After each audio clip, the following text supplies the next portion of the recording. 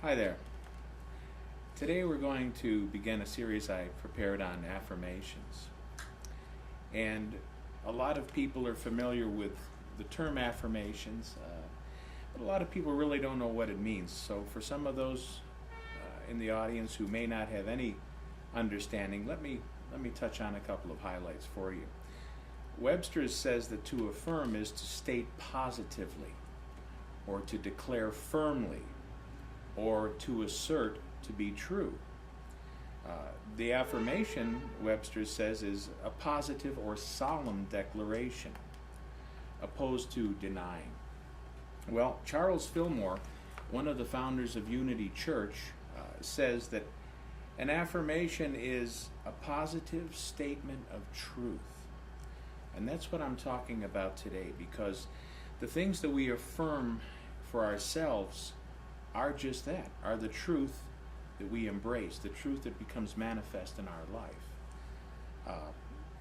In Charles Fillmore's school of thought, they believe that you can either accept a condition of mind or reject it through a denial or an affirmation. They're both separate movements of the same mind. And these days you'll hear a lot of self-help gurus and ministers of different denominations talk about declaration. I declare many blessings upon you. Well, that's all well and good unless we choose not to accept them. So denials are something that we reject. Affirmations are something that we embrace. And I'm going to share some of them with you today. But before we go there, it's important to know who we're talking to. Many of the mainstream religions believe that there's a separation between us and God. And certain things or certain people are needed to make the connection, to bring us closer to God. Well, I and many others like me believe that there is no separation, that God is right here, right now within us. Just as the ocean is contained in a tiny drop of water, we too have that spark of divinity within us. That drop of water is not the ocean, but it has the essence of the ocean in it. So when we are speaking affirmations, we're speaking to that God self within, that divine spark, that Christ within. And all we're doing is speaking into reality what is already ours as children of God. It's our divine inheritance, our supreme birthright. So affirmations are like a springboard into the supernatural, to that inner life that we're all looking to. What affirmations are not are brainwashing or voodoo or hypnosis or some kind of Pollyanna pep talk. This is more than self-talk. But what makes it more is the emotional tie-in. When we affirm something, we're not just parroting words over and over again. What we're doing is we're actually getting into that mindset to where we're believing what we're affirming. And for a lot of us, that's a challenge because we believe that we're not worthy of wonderful things coming into our life.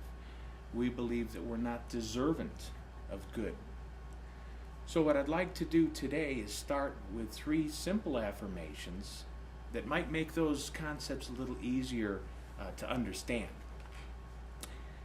One of them would be, I call forth the divinity within, the I am that I am, that I am presence, that Christ presence within. Call it forth into your life.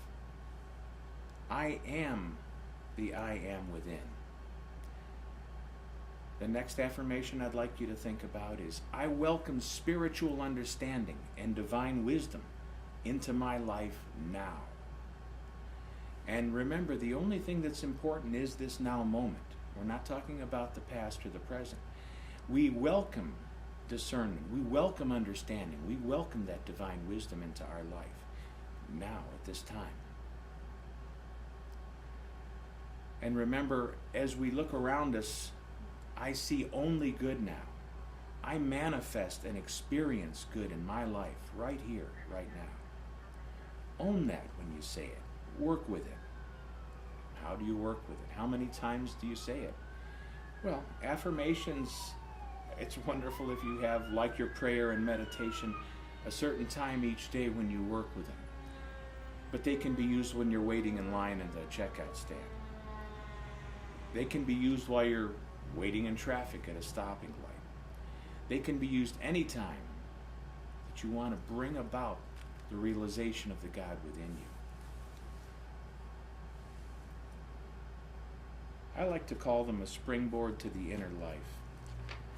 And speaking of prayer and meditation, the other two components that help bring us that God consciousness before us every day, I'd like to close with a prayer of fulfillment. And this prayer was written by a wonderful teacher of mine, the Reverend Dr. Flo Dibley. The light of Christ fills my mind. The life of Christ fills my body. The love of Christ fills my heart. The substance of Christ fills my affairs. The beauty of Christ shines forth through me as faith, freedom, joy, courage, power, and peace. Christ is made manifest in me. And that's what we're seeking to work with as we use our affirmations. And finally, an affirmation to take with you that you can use anywhere. The perfect power within meets every human need. Thank you, God.